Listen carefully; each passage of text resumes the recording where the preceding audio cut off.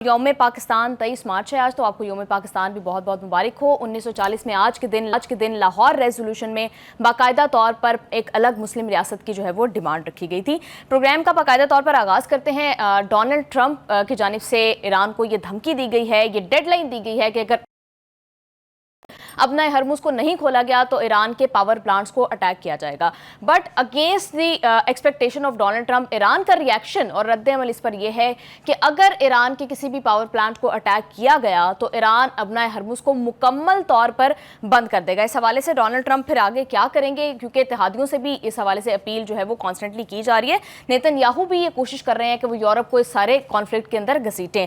And at the other hand Israel पर ईरानी हमलों से जो तबाही हो रही है उसके मनाजर इनिशियली तो इसराइल ने काफी ज्यादा छुपाने की कोशिश की, मगर अब नेतन्याहू ने खुद लाइव प्रेस कॉन्फ्रेंस करके दिखाया कि किस तरह से ईरानी ड्रोन्स और ईरानी मिसाइल्स के थ्रू इसराइल के अंदर तबाही हुई है। जिस किस्म के मनाजिर हैं वो हम आगे जाकर आपके साथ उसकी डिटेल्स भी शेयर करेंगे। तो इस सारी फुटेजेस ने इसराइल की सिक्योरिटी किस हद तक वल्नरेबल है और उसके आयरन डोम का सारा कॉन्सेप्ट कितना फॉल्टी है, इस सारे को एक्सपोज कर दिया है। बहरहाल अब ये जंग किस तरफ जा रही है, और क्योंकि कुछ जराए से ये खबर भी आ रही है कि बैकडोर चैनल्स के थ्रू डिप्लोमेसी की कोशिश भी की जा रही है और राब्ते भी हो रहे हैं, तो क्या कोई सफारतकारी के थ्रू इस जंग का कोई रास्ता निकलेगा या नहीं, इस तमाम इश्यूज पर सलीम बुखारी साहब का तज्जिया लेंगे।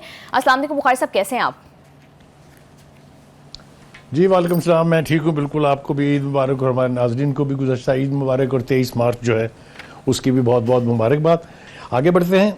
दूसरी बात यह है कि सैवूनी अमेरिका और सैवूनी इसराइल की जो जहरियत और बर्बरियत है वो अगर इसके ऊपर खलीजी ममालिक ख़ास तौर से जो इस वक्त बिलबिला रहे हैं वो अगर इसी तरह से खामोश रहे तो ईरान के बाद वो अपनी अपनी बारियां लगा लें कि उन्होंने कब कब गिरना है। ये छोटे छोटे परिंदों की तरह से फड़फड़ा के नीचे गिरेंगे, ये हाल होगा इनका। अगर रेजिस्टेंस का ये जो आइकन है ईरान, अगर ये खुदा न खास्ता किसी सूरत में खामोश कर दिया गया या इसको इस हालत तक पहुंचा दिया गया कि रेजिस्टेंस जो है वो ख़त्म हो जाए, तो फिर खलीजी ममालिक कोई एक रियासत भी वहाँ की महफूज अपने आप को ना समझे।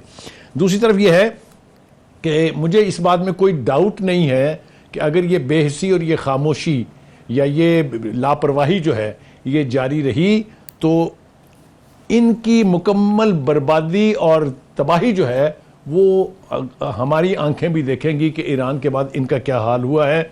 अभी तक हमने ये देख लिया है कि वो अड्डे जो उनके तहफ़्फ़ुज़ के लिए बनाए गए थे उन्हें सिवाय ईरान के ख़िलाफ़ इस्तेमाल करने के एक रत्ती भर दिफा किसी एक रियासत का अमेरिका ने नहीं किया है। आगे बढ़ते हैं जी। ये अंदोनाक हकीकत है कि आज अमेरिका और इसराइली जहरियत और बर्बरियत जो है उस पर आलम इस्लाम जो है वो मुजरमाना खामोशी साधे हुए है। और ये क्या हौसलामंद बात है कि मगरबी ममालिक जिनकी हुकूमतें तो ईरान के खिलाफ बरसरे पैकार हैं, लेकिन वहाँ की अवाम जो है वो हज़ारों की तादाद में सड़कों के ऊपर निकल के ईरान और फ़लस्तीन के हक़ में नारे लगाते दिखाई देते हैं। तो मैं अपनी इस मुस्लिम उम्मा का क्या मातम करूँ, आप खुद इसका फ़ैसला कर लीजिए। आगे चलते हैं जनाब। गुजारिश ये है कि किसी को अब ये याद नहीं है कि मिस्र के मोहम्मद मुर्सी जो मुस्लिम ब्रदरहुड के सरबराह थे उनका क्या हाल किया गया, उससे पहले इजिप्ट में अनवर सादात का क्या हाल किया गया, लीबिया में कर्नल गद्दाफी का क्या हाल किया गया, सूडान और यमन को किस नहज पे पहुंचा दिया गया, उससे पीछे मैं जाऊं तो बिन बेला, बोमदियान, सुइकारनो, इन जैसे लोगों का क्या हशर किया गया। भुट्टो को फांसी के ऊपर उसके किसी जुर्म की वजह से नहीं बल्कि पाकिस्तान के न्यूक्लियर प्रोग्राम का खालक होने की वजह से उसको तख्तादार पर लटकाया गया। उसके बाद डॉक्टर कदीर जो who is considered as father of Pakistan nuclear bomb, उसको उसकी तजलील करने के लिए अमेरिका की ख्वाहिश के ऊपर हमने कितना इंस्ट्रूमेंटल हो के उसको किस नहज पर पहुंचा दिया। सारी बातें हमारे सामने होनी चाहिए। बोर्ड ऑफ पीस बनाया गया था गज़ा का नाम लेके और गज़ा के लोगों के साथ, और अब उस बोर्ड ऑफ पीस के हवाले से इसराइल और अमेरिका क्या कर रहे हैं मुसलमानों के साथ और लिबनान के साथ, ये आपके बिल्कुल सामने है। ये हम पहले भी इसका मातम करते रहे हैं और अब भी इसका मातम कर रहे हैं। सहर लुधियानी ने आज से बहुत पहले जो है वो कहा था कि तकदीस मशरिक कहाँ है, सना खान तकदीस मशरिक कहाँ है, सना खान तकदीस मशरिक को लाओ, ये गलियां, ये कूचे, ये मंजर दिखाओ। आप ज़रा सोचिए कि ईरान के अंदर जिस किस्म की बर्बरियत और जहरियत का शिकार है वहाँ की अवाम, वहाँ क्या मंजर होगा। ये इन सब को जो खामोशी साधे हुए हैं इनको ले जा के साथ दिखाने की ज़रूरत है। दूसरी बात यह है कि मैंने मुस्लिम मीडिया की बात पहले की थी। अनफॉर्चुनेटली बात यह है कि हमें अमेरिका की फतूहात के किस्से तो अपने भी पूरे मीडिया के ऊपर छाए हुए दिखाई देंगे, लेकिन ईरान का पॉइंट ऑफ व्यू या ईरान ने जो यानी जद पहुंचाई है अमेरिका की मिलिट्री माइट को, उसका जिक्र आपको कहीं कहीं कोई हवाले के तौर पर मिल जाए तो मिल जाए, वरना हम पता नहीं क्यों शाही हैं कि हम ईरान को ख़ास तौर से जो कुछ उसकी अचीवमेंट है उसको भी दिखाने से कासर हैं। बुखारी साहब, दूसरी बात यह है कि अब तक तो ईरान ने यको तनहा दुनिया की दो बड़ी कुव्वतों से मुकाबला करके ये साबित कर दिया है कि मुसलमान अगर डट जाए तो उसका कोई मुकाबला नहीं है। जी अब आपकी बारी है सायरा। आप चूंकि इस ईरान के सारी रेवोल्यूशन के आप अक्सर बताते हैं कि आपने उसको स्टडी भी किया, यू हैव बीन देयर, आपके वहां पर इनसाइड कॉन्टेक्ट्स भी हैं, तो मैं आपसे जानना चाहूंगी कि एक्चुअल फिर सिचुएशन है क्या? देखिए, मैं एक तो इसके बारे में कोई इबाम मुझे तो खैर कभी भी नहीं था, लेकिन किसी को भी नहीं होना चाहिए कि ईरान जो है वो चाहे वो अल्टीमेटम्स हों ट्रंप के, या चाहे उसके ऊपर चढ़ाई हो, चाहे उसकी फ़िज़ाओं में F-35 और F-15 और F-16 उड़ रहे हों, या उसके समुद्रों में उसके करीब अब्राहम लिंकन और जेराल्ड फोर्ड आने की कोशिश करे, आपने देखा कि उन्होंने अपने मुसम्मम इरादे के तहत इन दो बड़े आइकॉनिक जो मिलिट्री माइट्स हैं अमेरिका की, Ibrahim Lincoln and Gerald Ford, वो जख्मी जानवरों की तरह से मैदान छोड़ के भाग गए हैं। एक जाके यूनान में पनाह गुज़ी है जहां उसकी मुरम्मत का काम जारी है, जिसके ऊपर 23 हफ्ते लगेंगे, और एक 750 किलोमीटर दूर वहां से जाके पार्क होके एक डरे हुए यानी फौजी के तौर पे या फौजी कुव्वत के तौर पे वहां बैठा हुआ है कहने। और इसी तरीके से जो F-35 के साथ आप तसव्वुर नहीं कर सकते कि कोई अमेरिकन ये मानने के लिए तैयार होगा कि F-35 को नीचे से फायर करके और गिराया जा सकता है। आप यकीन कीजिए, जो कुवैत के अंदर 3 तैयारे एक साथ F-35 गिरे थे, या जो एक एयरपोर्ट के ऊपर दुबई के अंदर खड़े हुए 5 जो रिफ्यूलिंग प्लेन जो हैं ये तबाह किए गए थे, ये आखिर क्या है? या तो कुदरत मदद कर रही है ईरान की, और या ईरान का वो मुसम्मम इरादा और ना झुकने की रविश है कि इतनी बड़ी मिलिट्री माइट जो है वो अपना सा मुंह लेके वापस चली गई है। आवाज़ें उठ रही हैं अमेरिका के अंदर से, अमेरिका की सेनेट देख लीजिए, अमेरिका की कांग्रेस देख लीजिए, उसके सेनेटर्स देख लीजिए, उनकी प्रेस कॉन्फ्रेंसेस जो वैसे तो नहीं दिखाई जाती हैं लेकिन सोशल मीडिया के ऊपर मौजूद है। मैंने कहा ना कि ये बदकिस्मती की बात है कि जो नेशनल चैनल्स हैं, चाहे वो मगरिब के हैं चाहे वो मुसलमान मुल्कों के हैं, वहाँ कहीं आपको वो सब कुछ नहीं दिखाया जाता। ये सब कुछ देखने के लिए आप मुहताज हैं सोशल मीडिया के, जहाँ से कभी कभी उठने वाली आवाज़ें हम तक पहुँचती हैं। ये है वो बायस, ये है वो यानी कमजोरी, मैं इसको कहूंगा। वरना ईरान नई इस नस्ल के जंगी महारत कह लीजिए या जंगी स्ट्रेटजी कह लीजिए, एक वो मिसाल कायम कर रहा है जो आने वाले दिनों में मिलिट्री एकेडमीज में और मिलिट्री इंस्टीट्यूट्स में सिलेबस के अंदर पढ़ाई जाएंगी। ये बिल्कुल बुखारी साहब, डोनाल्ड ट्रंप धमकियां दे रहे हैं ईरान को कि अगर 48, कल उन्होंने ये धमकी दी थी जो कि आज गालिबन खत्म हो जाएगी रात 4:30 बजे के करीब, उन्होंने ये धमकी दी थी कि अगर 48 घंटों में अपना हरमुज को नहीं खोला गया तो ईरान के पावर प्लांट्स को अटैक करेंगे, जिसके जवाब में और जिस पर ईरान का ये रद्द-ए-अमल है कि अगर ईरान के किसी पावर प्लांट को अटैक किया गया, उसको हिट किया गया, तो ईरान अभी तो कंट्रोल्ड पैसेज अलाउड है अपना हरमुज से, अगर ऐसा किया गया तो ईरान मुकम्मल तौर पर अपना हरमुज को बंद कर देगा। आगाज से जंग के डोनाल्ड ट्रंप ये धमकियां देते रहे हैं बार बार, कभी किसी तरीके से कभी किसी तरीके से, लेकिन अब तक अपना हरमुज को नहीं खुलवा सके हैं। अगर वो ईरान के पावर प्लांट्स को अटैक कर भी देते हैं, क्या ईरान तब भी अपना हरमुज खोलेगा? देखिए, पहली बात तो यह है कि बिल्कुल आपने ठीक कहा कि अगर उनकी धमकियों का शुमार किया जाए तो मेरे ख्याल से इतने घंटे जंग को शुरू नहीं हुए हैं जितनी धमकियां उन्होंने दी थी, और एक के बाद दूसरी वापस जूते की तरह से उनके मुंह पर पड़ती रही है।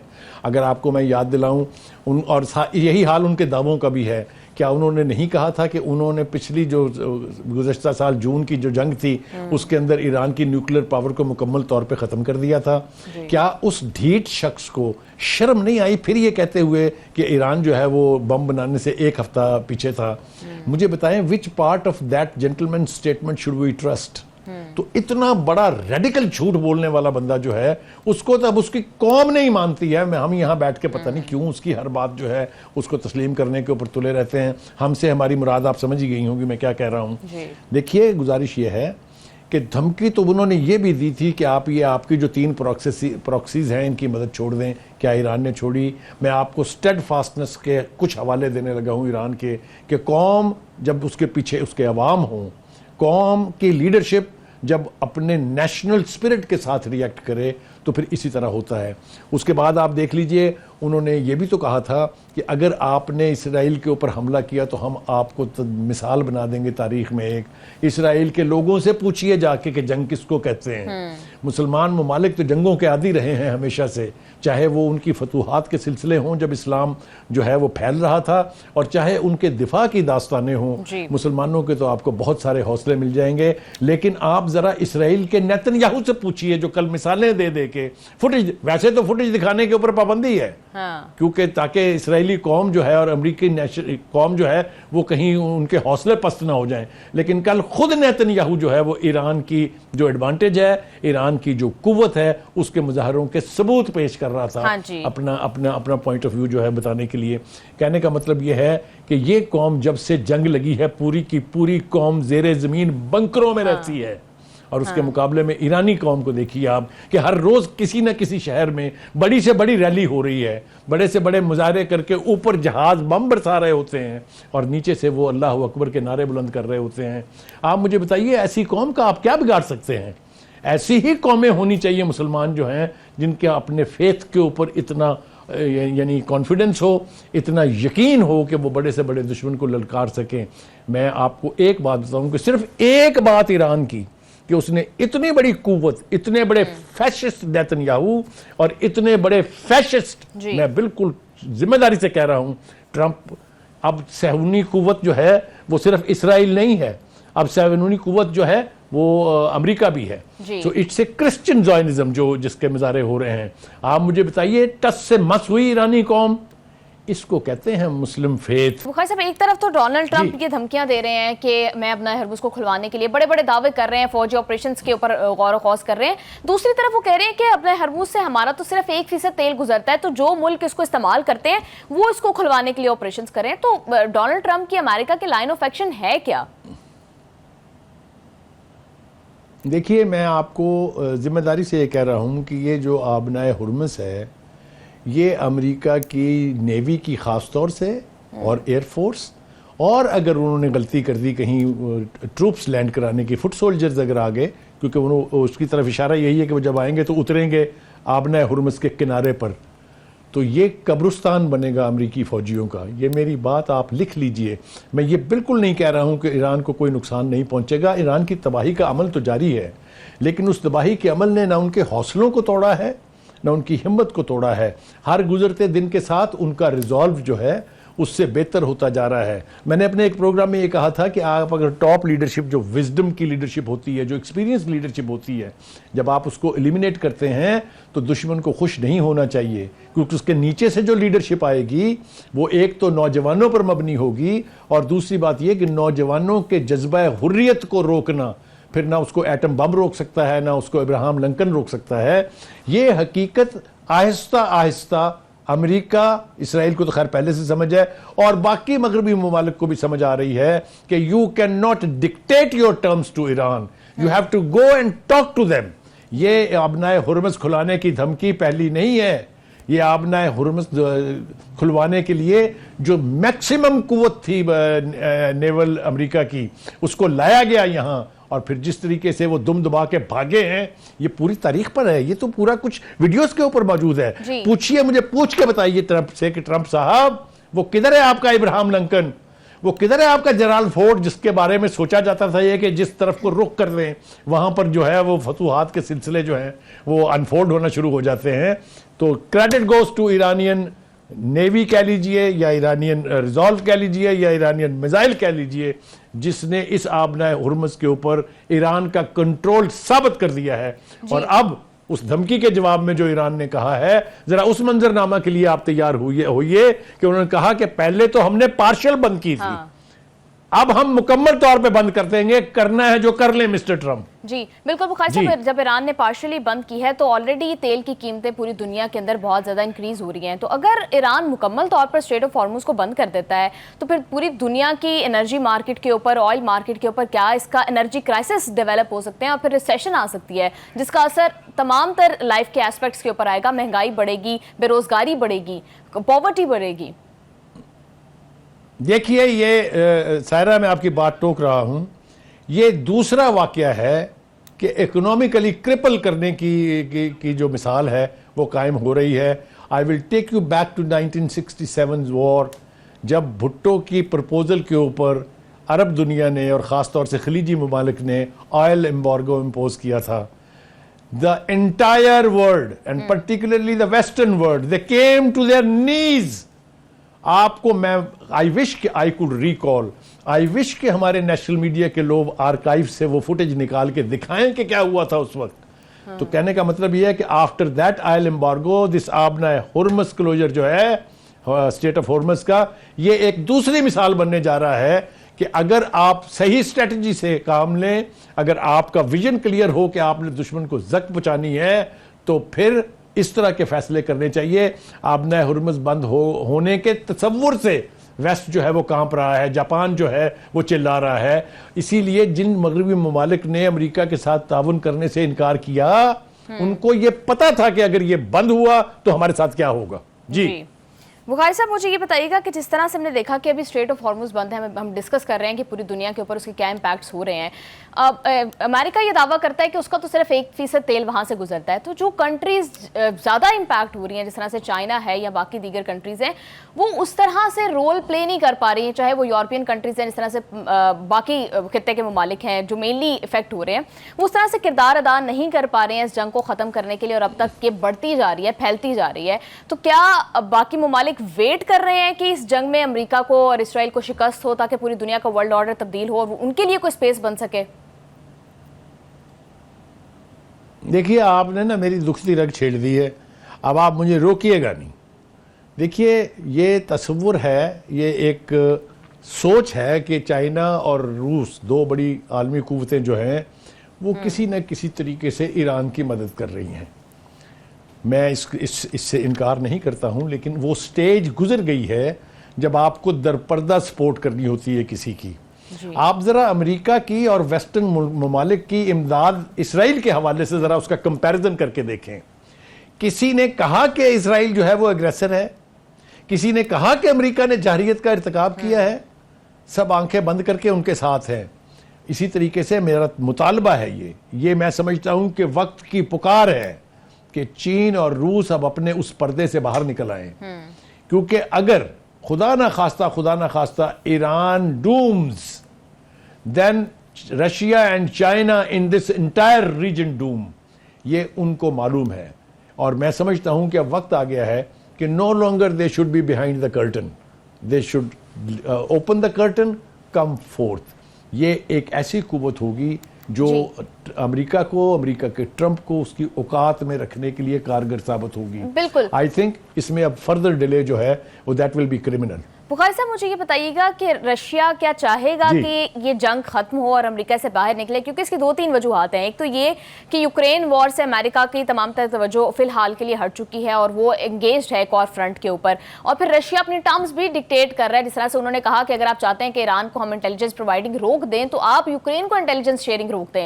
And at the same time Russian oil के ऊपर से एम्बार्गोज भी हट गए हैं, जिसकी वजह से उनकी इकोनॉमी को एक दफा फिर बूस्ट मिल रहा है। तो ये जंग ओवरऑल रशिया के तो फायदे में जा रहा है।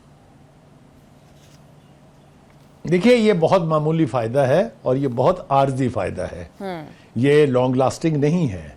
मैं आपको बिल्कुल ईमानदारी से अर्ज करूं कि ये मेरे ख्याल से मुझे तवक्को है ये कि वहाँ की लीडरशिप जो है वो इसके ऊपर ज़रूर गौर व गौस कर रही होगी, क्योंकि बहुत ज़्यादा अब वक्त नहीं है।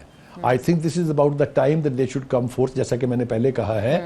और अगर ऐसा ना हुआ तो उसमें नुकसान भी मैंने बता दिया पहले कि चाइना और रशिया का ही होगा, क्योंकि वो इस खित्ते से फिर एलिमिनेट हो जाएंगे। जहां तक ये आपने हवाला दिया कि जी ट्रंप ने कहा कि आप Ukraine is a different cup of tea. Ukraine war has not started with Iranian war, that was already there for last 2, 3, 4 years. And उसके बारे में भी अब ट्रंप और यूरोप के बीच इख्तलाफात हैं।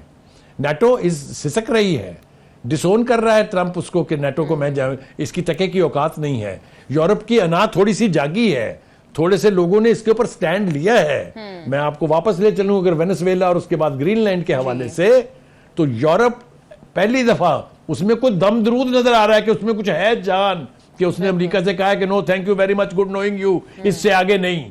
तो अगर ये सूरत हाल भी हुई तो उससे भी अमेरिका कमजोर होगा और यूरोप और रशिया बिल आखिर मिल बैठेंगे।